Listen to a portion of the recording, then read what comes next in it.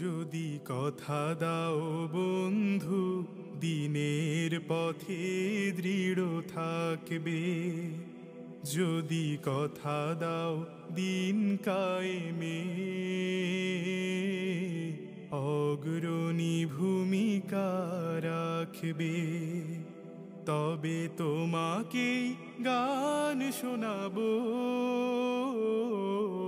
যে গানের হৃদয়টা জাগবে। যদি কথা দাও বন্ধু। আজকে আমাদের এই অনুষ্ঠানের প্রধান মেহমান, প্রধান আলোচক শেখ আব্দুর রাজ্জাক। বিসমিল্লাহির রহমানির রহিম।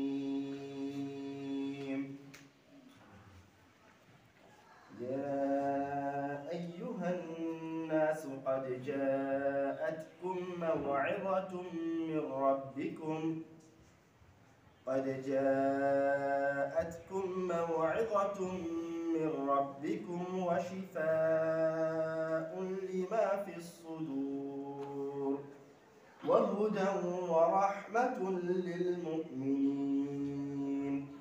যাবতীয় প্রশংসা সেই মহান রব্বুল আলামিনের শানে নিবেদিত, যিনি আমাদেরকে এই তার ঘরে উপস্থিত হওয়ার তৌফিক দান করেছেন, আলহামদুলিল্লাহ। এবং আমি নিজেও এবং আমার সাথে যারা আছে তারাও পুনরায় মহান রব্বুল আলামিনের দরবারে লাখ কোটি শুকরিয়া জ্ঞাপন করছি এই জন্য যে তিনি আমাদেরকে এই আসমান এবং জমিনের মাঝে সর্বশ্রেষ্ঠ সর্বোত্তম কাজে নিয়োজিত রেখেছেন, আলহামদুলিল্লাহ। দরুদ ও সালাম বর্ষিত হোক প্রিয় হাবিব আহমদ মুস্তাফা মুহাম্মদ মুস্তাফা রাহমাতুল লিল আলামিন, ওই নবী যার উপর একবার দরুদ পাঠ করলে বিনিময়ে আল্লাহ রাব্বুল আলামিন দরুদ পাঠকারীর 10টি গুনাহকে মাফ করে দেন, দরুদ পাঠকারীর উপরে 10 বার রহমত বর্ষণ করেন, দরুদ পাঠকারীর মর্যাদাকে 10 স্তর উপরে উঠিয়ে দেন। সেই মহা মানবের উপর হাজারো দরুদ ও সালাম বর্ষিত হোক। সকলেই বলি সাল্লাল্লাহু আলাইহি ওয়াসাল্লাম। আমাদের আজকের সংক্ষিপ্ত সময়ের আলোচনার নির্দিষ্ট তেমন কোনো বিষয় নয়। প্রথমেই আলোচনার শুরুতে যেটা থাকবে সেটা হচ্ছে কোরআনুল কারীম। যেহেতু আমরা মক্তব এবং দ্বীন শিক্ষার পিছনে কাজ করে যাচ্ছি এবং ইসলামী শরীয়তে প্রধান উৎস এবং প্রথম উৎস হচ্ছে আল কোরআন, তো আপনাদেরকে আমি আলোচনায় যাওয়ার আগে আপনাদের মনোযোগ আকর্ষণ করার জন্য আমি জিজ্ঞাসা করতে চাই যে আমি যে এখানে উপস্থিত হয়েছি, এই যে আপনারা তাকবীর দিলেন, এটা কি আমার জন্য ভালোবাসা থেকে নয়? আমি কি উপস্থিত হয়েছি আপনাদের জন্য, এই জন্য কি আপনারা খুশি হননি? খুশি হয়েছেন, তাই না? আমার এই জায়গায় যদি আব্দুর রাজ্জাক বিন ইউসুফ উপস্থিত হতো তাহলে খুশিটা আরেকটু বেশি হতো না? বেশি হতো, তাই না? যদি ডক্টর জাকির নায়েক অথবা কাবাঘরের ইমাম উপস্থিত হতেন এই জায়গায় তাহলে আরো বেশি হতো না? একটা অন্যরকম একটা পরিবেশ সৃষ্টি হতো, তাই না? এলাকার মানুষজন, গ্রামগঞ্জ সবাই ছুটে এসে মসজিদে জমা হতো, মাদ্রাসা ময়দানে হয়তো জমা হতো। কিন্তু দেখেন, আমি এক আল্লাহর নগণ্য বান্দা, পাপী বান্দা। কে আব্দুর রাজ্জাক বিন ইউসুফ?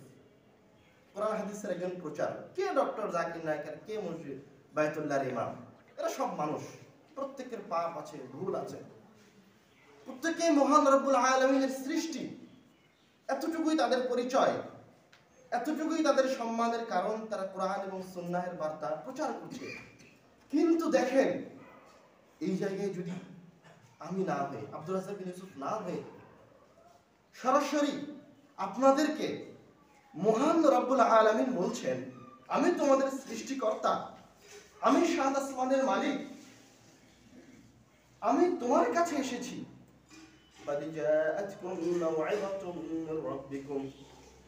আমি আল্লাহ তোমার কাছে এসেছি একটি হাদিয়া নিয়ে। শুধু আসি নাই, আমি তোমার কাছে এসেছি একটি হাদিয়া নিয়ে। তুমি কি সেই হাদিয়াটা গ্রহণ করবা না? আমি আল্লাহ এসেছি তোমার কাছে, প্রতিপালকের পক্ষ থেকে পাঠানো হচ্ছে।